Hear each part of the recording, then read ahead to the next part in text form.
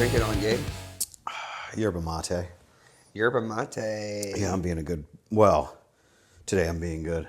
Yeah, because you're recovering.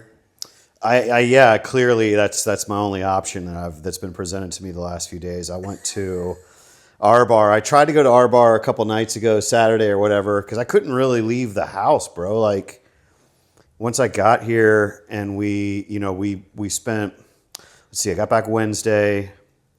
We spent all of Thursday unpacking the boxes, putting artwork back up, processing a ton of stuff up here.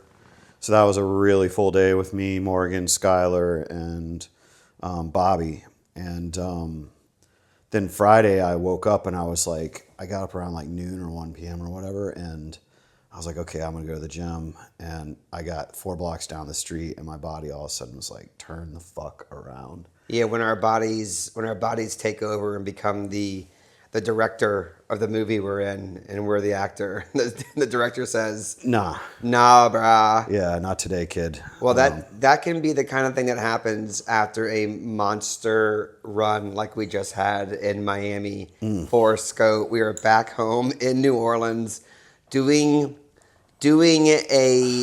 a look back on what happened. I certainly learned a lot. This was not your first, second, third, fourth, fifth, sixth, seventh, eighth rodeo. And I have a lot of thoughts. I'm still coming down from the event, to be honest, in a way that I think that most people don't realize how much of a come down you have to plan for with an event like this. And it's not just art. You know, it could also be a comedy festival. It could be a marathon you're running. It could be, like a bender you're on. Or in the case of Scope, all those things mashed together. All the above when it comes to Miami Art Week. Yeah, this year I coined the phrase, it's Art Iron Man. Yeah, Art Iron Man. Yeah. Yeah, so we did a ton of episodes while we were there. So people who are following the podcast, they have an idea of what we were up to over the course of the event. But what they don't know is what it's been like since then and looking back on it. So that's what I wanted to explore today with you, Gabe. And I think the biggest question I have is all the shit you were talking about. Which I talk a lot of shit. You talked a lot of shit. I gotta say, all the shit you were talking, you were pretty much right about everything. All your predictions, for the most part, came true. Pretty much. And here we are a week later, back home in the 2 Drink Minimum studio. And I'm just dying to know, how alive are you right now? Well, the public sentiment, or at least what I'm telling everybody, is 70% when I'm answering emails and talking on the phone today. That's a bold-faced lie. That was also like 2 hours into me working at my laptop and sitting here. Today was I've answered a few emails here and I've done a little bit here and there, because I have to I can't ignore the ship entirely every day of my life. It's not an option for me, right? But I've done my best since Friday. What is today? Monday. So 3.5 days, to take some time to rest somewhat. I did manage to get to the gym once. Took it easy there, but even then when I left, I was like, fuck, bro, I'm just going to have to get fatter, for a second, because I'm not ready to go back. Your recovery routine is to get fatter after an event. Well, I'm not judging. Oh, no, I am. I body shame myself every day of my life, but and I'm good with it. But the thing is that I blame it on the Metallica Unforgiven video, and we'll go into that some other time. But okay. The thing is that when I'm in Miami, I was drinking whiskey and Cokes. I saw that. I gave back into the sugar, and I ate shit without any thought whatsoever. I saw that just too. Ate stuff. I was right there with you, but yeah, man, I was hitting whatever the hell I get my hands on as far as food, and we were pretty good with the booze. I felt like we really behaved ourselves with the drug and alcohol take this. Yeah, when I said you were mostly correct, your predictions mostly came true. That's one of the ones that didn't come true. I did not try drugs I've never tried before in my life. And You did Adderall? I did some Adderall, but I've done it a few times before. I've never done Adderall 3 days in a row, though. Well, So now I'm a regular, now I'm a fiend. my answer to that is only 3 for Miami Art Week. Yeah, because it.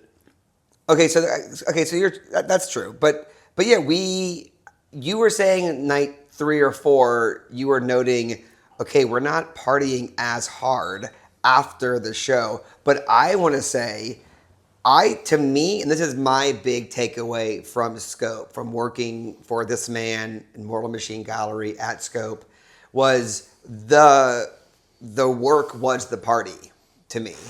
And that is kind of how I operate in general anyway. But to me, this was really true for me here. Like it was, or there. The work was the party.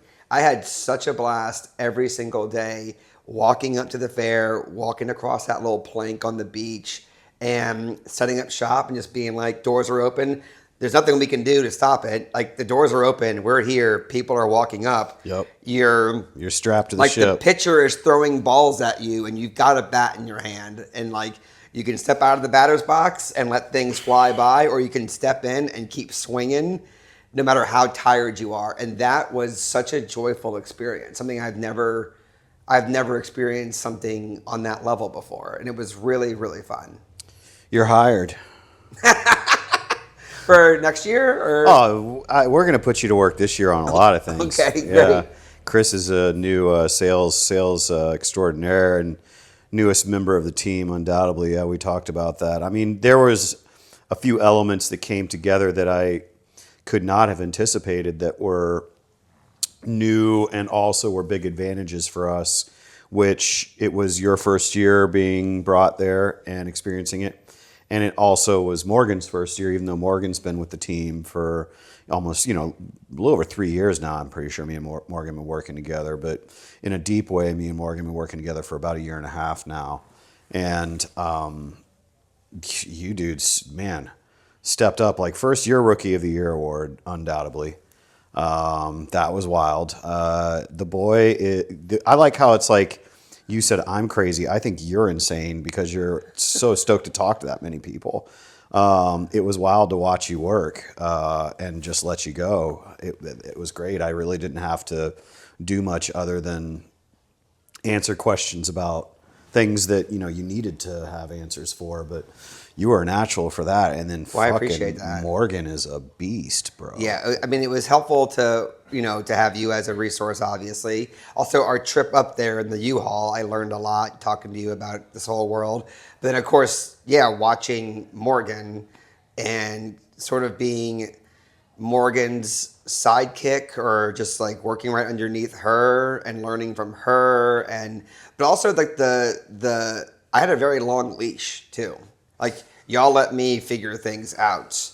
And I did that on the fly, which I'm also, I think is a skill that I do have. Well, that's what I was seeing. Yeah, I mean, we see that. That's what you do, and it proved to be an asset for us down there. That your improvisation skills were on point. And I actually got a phone call from a fella beginning of the day here that was just checking in on shipping timing for a piece he had bought down there, and he had a number of good things to say, but one of the things that he really made a point of saying was how friendly and non-judgmental you were.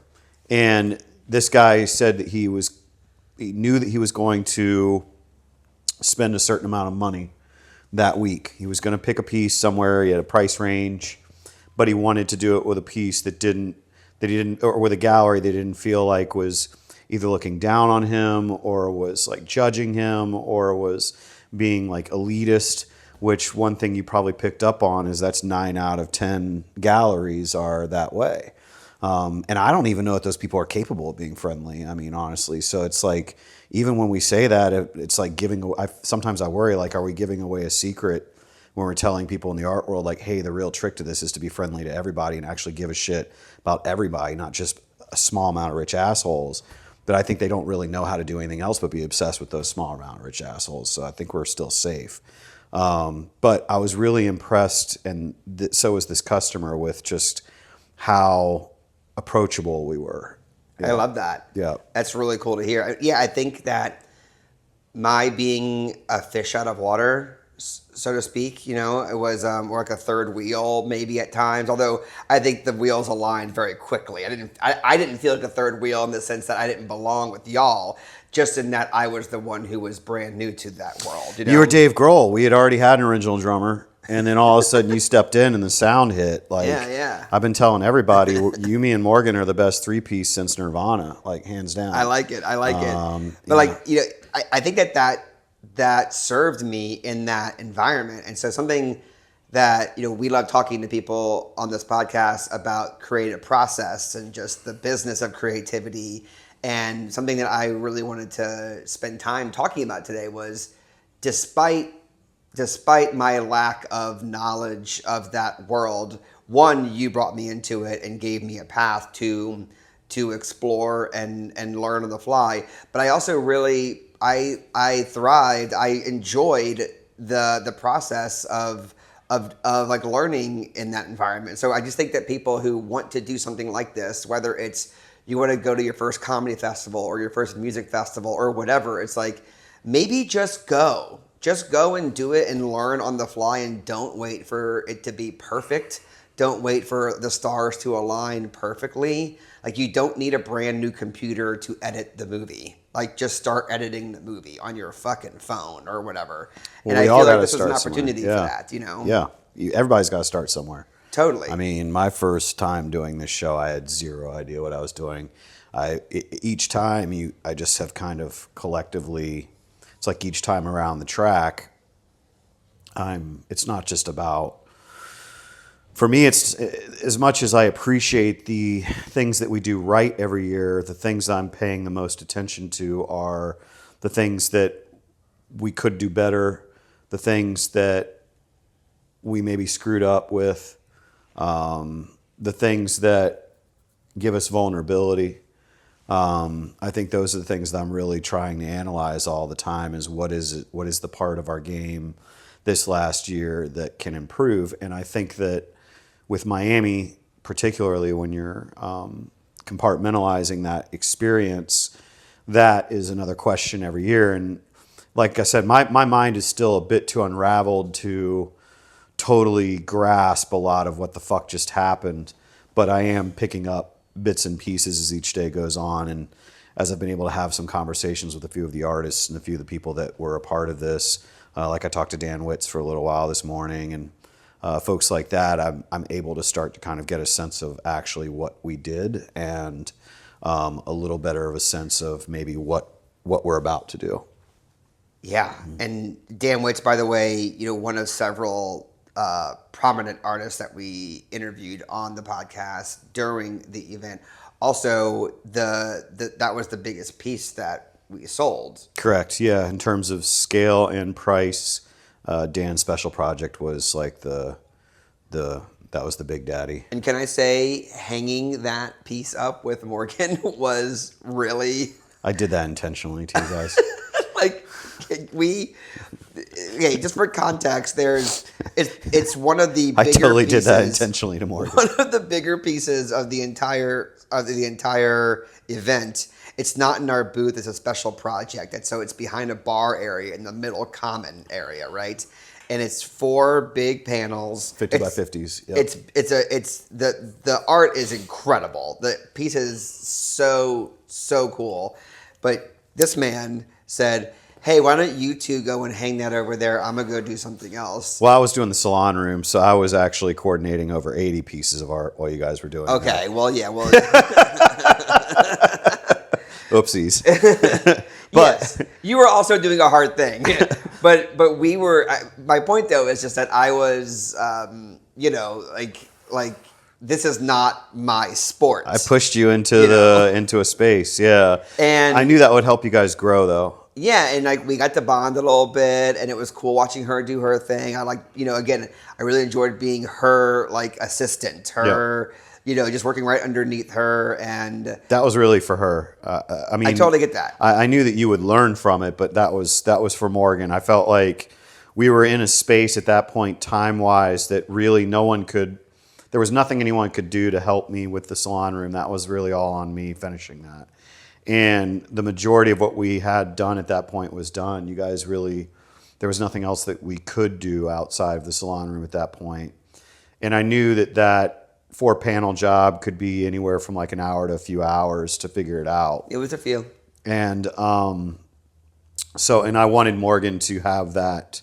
I knew that was the right situation where I could put something that would put some pressure on her shoulders that wouldn't be so much that she would have a total meltdown, but that would be enough that it would make her stronger. It would feel like an accomplishment. Yeah, I wanted to. I knew that was heavy lifting on a certain level, but I knew that she was capable, and I knew that with Morgan, part of this year was not just us accomplishing our goals, but using opportunities like that to strengthen Morgan, so that when we go back next year, things like that won't even be a thought. It'll be that's easy for her. Smart booking. You're a good coach. We talk a lot about professional wrestling on this podcast. Just a very quick pro wrestling aside. We won't get too deep into it, but pro wrestling is always at its best when there's a system to bring up people constantly. You want to constantly be giving people opportunity to elevate, and characters die out, fizzle out when those opportunities are not given nor followed through on. So for you, it's like elevating the mid-carders, giving people who are here a chance to be here, et cetera, et cetera. But you got to know who it is and when they're ready, and if they're of course. able Well, that's the and art. up to That's it. the art of what you're doing. For sure. In terms of booking or scheduling 'Cause or managing a team. We've had plenty of folks have had plenty of opportunities over the years, and they just they went as far as they went with it. I know the exact feeling. I've run comedy theaters and run communities for years, and a lot of the stresses in my life has been the times where I was wrong about somebody, or whatever. But yeah, I get that. So that was a meaningful moment, I think. Yep. Hanging that Dan Witts piece. But let's talk about the opposite of hanging pieces. Let's talk about taking everything down. Which you talked, again, so much shit about how brutal the takedown was going to be. I hate it. And let me say, you were not wrong. It was. Well, at least I was right about that too. Yeah. It was a journey taking all those things down. It's tough, huh? Just for context for people out there, because I think a lot of people watching this, listening to this, are curious about how these fairs work, or maybe we met you at the fair. If so, then shout out to you and thank you so much for checking us out. Make sure you subscribe for future episodes. Tell a friend. But the takedown, the fair closed at 8 o'clock. All right. Also, shout out to our guy Walter, the security guard, who was from New Orleans, who was around where we were. Got a lot of pics with Walter. He was a good luck charm. And that whole fucking crew. Yeah, but he, the security guards come through at 8 o'clock, and they're like, time to go. But at 8 o'clock on Sunday, everyone immediately starts pulling down all their art. And it's just like, we got it. Suddenly it goes from taking our time and leaning into creativity and mingling and this this art, this like art dance. It goes from that to 10 million movers all at once. Yeah, it's insane. It was really intense. We're taking things down off walls, but also you can't do them. You can't. It's not about doing it quickly, because this is art we're talking about. Yep. A lot of it you need to handle with care. Yep. Well, all of it you handle with care. Some of you need to handle with like your life. Yep. Right. Exactly. And so how do we take down all this art? How do we package it up properly? Yep. In a way that we're not going to be here till 2 a.m. It's happened before. Which is what I kept hearing from you. Yeah. But we problem solved on the fly. We kept our head on a swivel. That's the hardest thing at that point, because that's the Iron Man part of it is, when you're on Sunday and you're a little goofy in your brain because you've talked to God knows how many people by that point.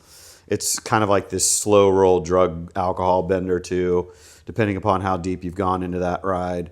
There's so many things by that point that you've just been in this marathon, and then you're ready to just collapse, when Sunday hits. And then at the end of it, all of a sudden, they're like, all right, cool. So that thing you just spent like 4 days setting up, you've got like 5 hours to get this shit the fuck out of here. And And you can't have all, you have to, obviously you learned you have to wait for your packing materials. You have to wait for all this stuff to be brought. I had to go buy more packing materials. Oh God. Yeah. Well, we'll talk about that. I didn't know about that. If you send the girls, usually it's a lot easier. Oh, damn it. Sorry, buddy. Yeah, I know the hack on that too. Oh, no. But we also got to give a shout out to our boy Isaac, though, because one of my biggest puzzles when we first arrived was, and I don't know if it was because of the general atmosphere overall in Miami this year was very, like I kept using the term canary in the coal mine. Like a lot of folks were really terrified about how things were going to go this year overall in Miami. So even the handling companies, I think they understaffed. So therefore, if you needed work from these handlers, chances were you weren't going to get them to reply. And I remember first couple of days I was texting a few of these handling guys. I know there are managers down there every year, and none of these assholes were getting back to me. So I was like, oh, this is going to be fun. And luckily, our boy Isaac from the dock, though, at Scope, connected us up with a few sets of hands. So, I wouldn't have been able to have walked away Sunday, which I've only walked away on Sunday twice. And this is the first year that my employees didn't want to murder me the next day when they saw me. No, You guys might have had some feelings about it, but I was hoping. No, I was trying to throw you a parade, my guy. Yeah, I wasn't trying to murder you. I'm trying to throw you a parade. It felt like you guys were happy. So happy with yeah. the entire experience. Whatever the opposite of murder. I wanted to give you more life. It felt good. It felt good. Plus, I just wanted to get to max at that point because I felt like I only get so much time with the deuce. And I also have to sort of cut myself off at a certain point with the deuce too. So it's this becoming more and more as I'm getting older and older, this very controlled experiment. And, I really love just sitting in that place. And so that was my chance that Sunday night to kind of like go there. And I didn't shut it down. I don't know what's going on. I don't know if I'm getting older now. I'm just like, turn up is just not as interesting or something. I don't know what's happening. Well, we all got different versions of turning up, as we evolve. Well, I am nowhere close to the way the boy used to be. Okay. I don't know what's going on. Maybe he's being successful and making money and employing people is more interesting to me apparently now than what's going on at 5 a.m. Well, you're very good at it. The festival was so much fun. I feel like I was good at it by the end of it, which was a testament to a lot of your leadership and our team Morgan's destroyed. guidance. Yeah. And I cannot wait to do more of this. I cannot wait to. I'm still like organizing all of my thoughts. From being back, but reaching out to people. People are in my DMs, just like the nice to meet yous. The like, how do I buy more stuff from this gallery, which is like a whole other thing we got to talk about. Like, sure. Am I just selling art now? I don't like. Yeah, you're screwed now, buddy. You're in the Lost Boys. Yeah, so it's like longtime listeners of the show will know that the first couple times we talk to other artists, I'm interested in the process and I'm interested in people's backgrounds, but a lot of the business side of this stuff is like I'm new at. But I feel like I just warp zoned quite a bit. You did. And so I'm excited for the future of this podcast. I just feel like I am, and you're seeing more comedy shows. You're coming to more of my shows too. Oh yeah. So it feels like a nice organized blending of the worlds, which was the whole point of this podcast to begin with. Yeah, I'm looking forward to. I think that's the thing that I'm trying really hard to carve out enough mental energy while I have this brief moment that I can keep everybody at arm's length until they have the pitchforks and the torches and the knives and demand my attention, is to kind of like take that mental space to really contemplate a number of things that we're about to engage in, because this is a special thing that we just went through and experienced. We kind of, I'm pretty sure what we did was not natural in terms of the growth from last year to this year, and also just the overall atmosphere, once again, of the mental headspace that everybody seemed to have going in this year. We were, that was not our story. And even talking to Dan this morning, he was at some stupid ass blue chip gallery opening in New York this last weekend, and the gallery owner that was there wasn't even in Scope, had heard about what we did in Scope. So, you know, like when I was saying to you down in Miami, I was like, we're never going to WWE. We're going to stay Ring of Honor forever. But the WWE is hearing about what we're doing in Ring of Honor right now. Yeah. Translation meaning We're kings of the indie leagues. we're like kings of the indie leagues, not even trying to be like the big. Why the fuck would we ever want to be? But the We're so lame. big are paying attention to what's going on in the indie leagues. Well, Yep. And that was Scope in a nutshell. Gabe, thank you so much for including me. Yeah, of course. Thank you, This Chris, was for it was a joining us. ton of fun. I can't wait to do it again, and I'm excited for continued partnership with you, my dude. Thanks, man. Likewise. Yeah, we've. I'm not going to say it right now because the episode will be out just before I want to announce it. But we've got some very big things to announce here in the coming weeks. So. Yeah, keep your eye out if you give a shit. Take notes. And even if you don't, too bad, you're still going to have to deal with it. Thank y'all for watching. This is 2 Drink Minimum. That's Gabriel Schaefer. I'm Chris True. We are in the French Quarter in New Orleans, all part of the Mortal Machine Gallery, which is right across the street from us. We'll see y'all next time you're in New Orleans.